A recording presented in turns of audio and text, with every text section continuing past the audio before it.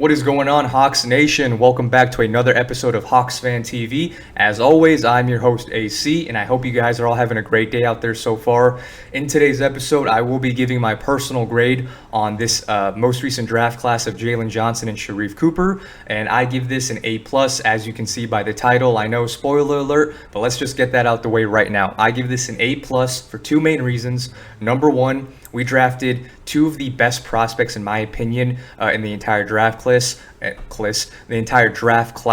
and we got them at an incredible value at number 20 and number 48. Jalen Johnsn was a projected top 10 lottery pick going into the draft, and we got him at number 20. Sharife Cooper, on many mocks, was a first-round lock, and he basically fell into our laps at number 48, which I know many of us fans were just like shaking, like scratching our heads, like, what is going on? How is he still available? And we were able to get him at 48. We were able to avoid trading up and giving away any assets and things like that. We just stood firm and got our home run picks right where we needed to get them at. So once again, Travis Shlenk just putting on a masterful performance and getting just a home run after home run after home run, starting with John Collins, then drafting Trey Young and Kevin Herter, then DeAndre Hunter and Cam Reddish, and then Onyeka Okongwu last year. And then he follows that up with getting Jalen Johnsn and Sharife Cooper in this year's class. Like, that's incredible. This man does not miss. And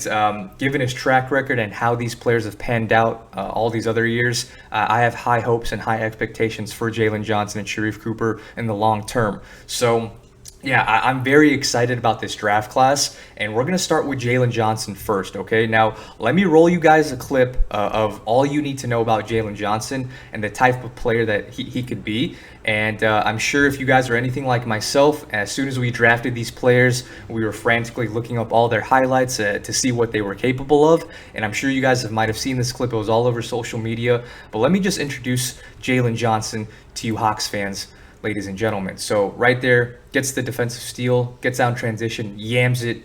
Ooh, rest in peace to that poor Clemson defender, number 24. He tried his little heart out, but when you have a 6'9", 220-pound player going at you full speed, you're going to get put on a poster, okay? That's a great angle right there. Like, that's the type of player Jalen Johnsn can be, okay? This man, in his college debut, dropped 19 points, 19 rebounds, 4 blocks and 5 assists in his college career debut. Like, that's an incredible stat line. That is the type of player he can be. He's a big, versatile wing. That's 6'9", 220 pounds. He has a 7-foot wingspan, and he can do it all, okay? So this guy, like, he was a projected top 10 lottery pick. In high school, he was rated as the number 13th player in the entire country, the number 2 small forward in the country. And this guy is a stud. Like, 247 Sports ranked him as a 99 overall rating, 5-star recruit. And this guy has a lot of potential, and he's going to be a stud. So let's just roll some highlights of him real quick. And as far as his strengths go, right, like, Jalen Johnsn, as I mentioned, he's 6'9", 220 pounds. He has a 7-foot wingspan. He's got superb frame and length for his size. Like, he was genetically modified in a lab to just play NBA basketball. Like, that size, that frame, that's, length, it doesn't grow on trees. So that's incredible. Like, I've stressed this in all of my previous videos, but like, I think versatile wings like this that can guard multiple positions 1 through 4 is the most important position in the modern NBA. It is getting slowly but surely becoming a positionless game in the NBA, and being 6'9", 220 with a 7-foot wingspan, you can put him at the 3, you can put him at the 4, and even in some small ball lineups, you can put him at the 5. Like John Collins, who's 6'9", played a lot of center in many lineups this year and last year. Onyeka Okongwu is 6'9", so this guy, Jalen Johnsn, is roughly the same size as him, and so he could certainly play a small ball 5 in certain lineups. So he's got great frame, great length, the defensive versatility that I mentioned. He can guard multiple positions, 2 through 4, 2 through 5 even, I think, in some matchups. But yeah, he can guard the shooting guard, small forward, power forward. Like, he can do a lot of different things. He's great in transition playmaking, transition scoring. He's really great at initiating the break, and just, he has a knack for just getting to the rim. So with this size, with this frame, he can finish well around the basket with contact, and he's great. Like he thrives in transition. So when you have players like Trae Young and guys like that will find you, Jalen Johnsn, I think, can really take advantage of those transition buckets and just playmaking. He's got really great passing ability. Like that wasn't fully demonstrated in his short career at Duke, but he has a lot of passing ability. He's got great vision, great IQ, great playmaking ability. He reminds me a little bit of Jalen Johnson, or Jalen. He reminds me a bit of Draymond Green from just a passing ability.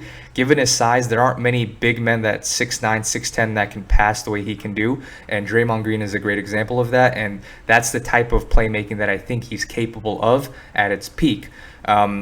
So he was dubbed as kind of like a point forward coming into the draft, and I think he's got a lot of potential in that aspect. Now, he does have some weaknesses. There are some red flags about his game, the biggest one being, of course, his character issues, right? That's really the only reason why he dropped as far as he did, was because he had some red flags from his character standpoint.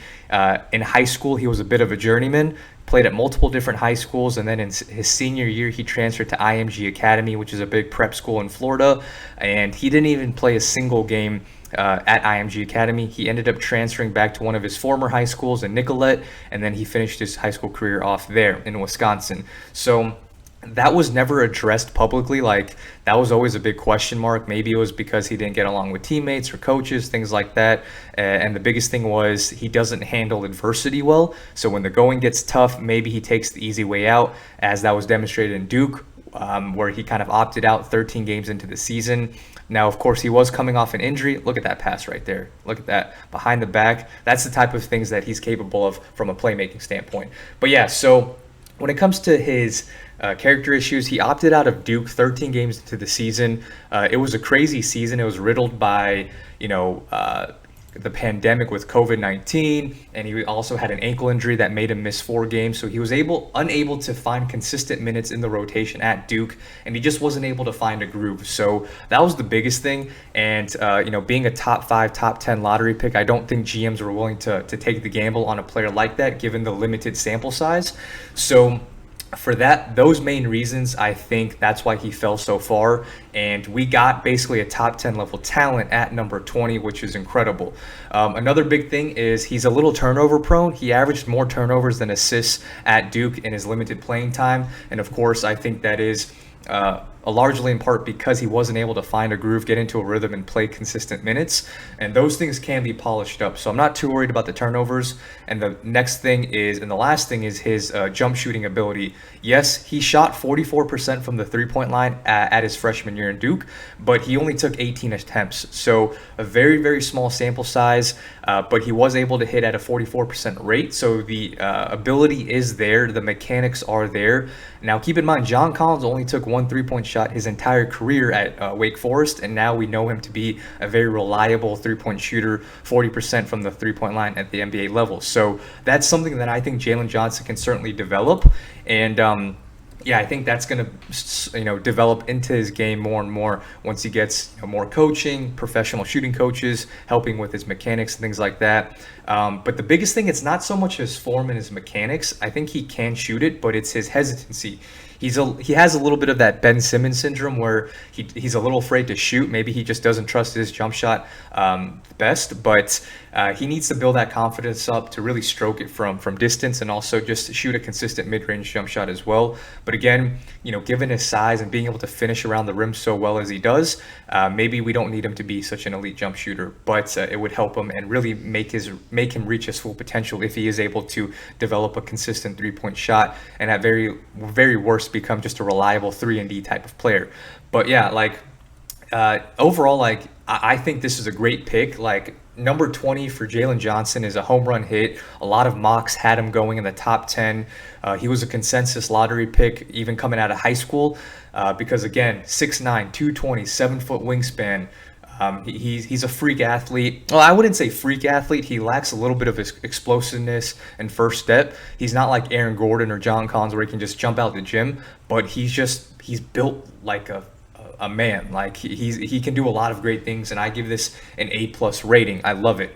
Now, moving on to Sharife Cooper. Sharife Cooper was, like his fellow teammate Jalen Johnsn, a 5-star recruit coming out of high school. He was a top 25 player coming in the country and a top 3 point guard in the nation. A lot of outlets actually dubbed Sharife Cooper as the most dangerous point guard in his class, and that was evident at his freshman season at Auburn, where he averaged over 8 assists per game and over 20 points per game at Auburn. So very, very impressive with Sharife Cooper.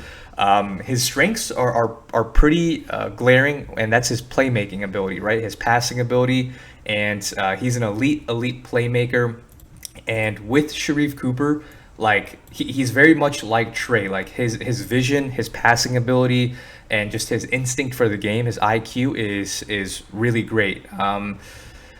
Yeah, he's just an elite passer, elite playmaker. He averaged 20 points per game, 8 assists per game at the D1 level. He was actually only the second freshman ever to average those types of numbers. Of course, the first one being, you guessed it, Trey Young. So yeah, he's an elite playmaker, elite passer. Honestly, he probably would have averaged over 10 assists per game if he had better teammates. You know, that's just kind of what you get with when you go to an SEC school for basketball. He could have averaged 10 assists a game because after watching more tape of him, you know, there was a lot of dimes that he made where his players just didn't finish. They missed the open jump shot or they missed the layup. But yeah, he could have easily averaged over 10 assists a game his freshman season. His scoring instinct is another strength, right? Like he doesn't have the best jump shot, but he can attack the basket, get to the rim, and with this small compact frame, he reminds me a little bit of like Isaiah Thomas or Nate Robinson, where he's short, but he's got a strong frame. Like he can finish well with contact, get to the basket, and he's quick and tough, and he just plays like a dog. He's crafty, as you can see right there. So he's got the scoring ability, but again, we don't need him to be an elite scorer on this team. Additionally, he's really great at drawing fouls. He averaged over 8 assists, averaged over 8 free throw attempts per game in his freshman year. So again, very much like Trey Young, he's crafty. He knows how to use his body and get to the line and take advantage of the charity stripe. So all of those are his major strengths, right? Like that's what we love about him. His weaknesses obviously are pretty evident by his frame and his size. Being 6'1", that limits him obviously on the defensive end, going against bigger, stronger, faster guards at the NBA level. So he's going to be limited in that sense. But the biggest question mark was around his effort. There were a lot of possessions throughout the season where he kind of just gave up. He wasn't always locked in. But I think Nate McMillan can truly unlock that. There you see, gets in the passing lane, steals it, and finishes it with a nice little dunk.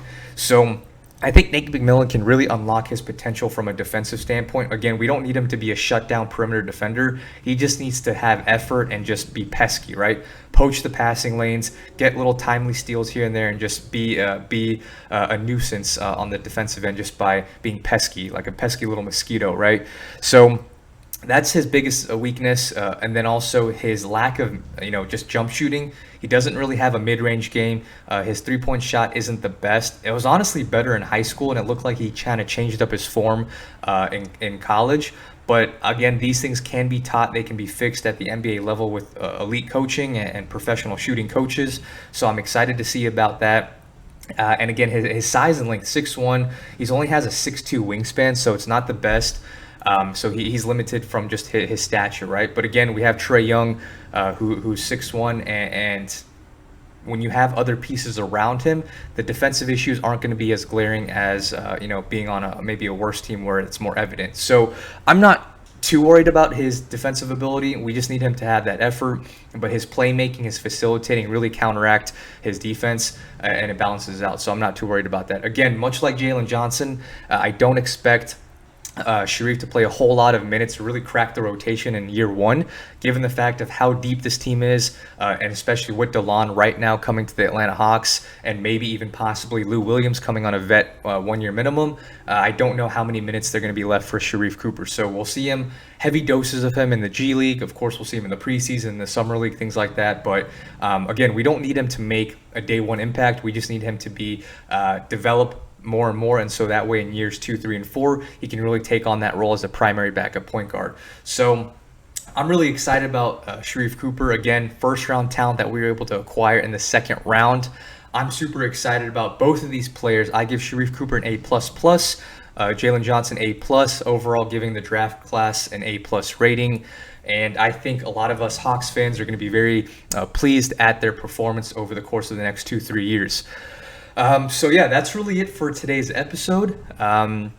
That's my personal opinion about these draft picks. I'm curious to hear all of your thoughts. Leave your comments and concerns or questions in the comments below. If you like today's video, please give it a thumbs up. We will be posting weekly videos just like this of all things Atlanta Hawks all throughout the year, especially once the regular season starts up again. We will be doing live streams, live caller reactions after every game. So if you want to be a part of the show, you want to be a part of the family, and you want to call in, please subscribe to the channel.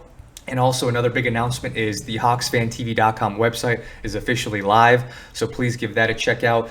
We will be posting weekly stories about the team, rumors, all that great stuff. Get the latest right there at the HawksFanTV.com website. So that's really it for today's video. Thank you guys so much for watching. Have a great day and go Hawks.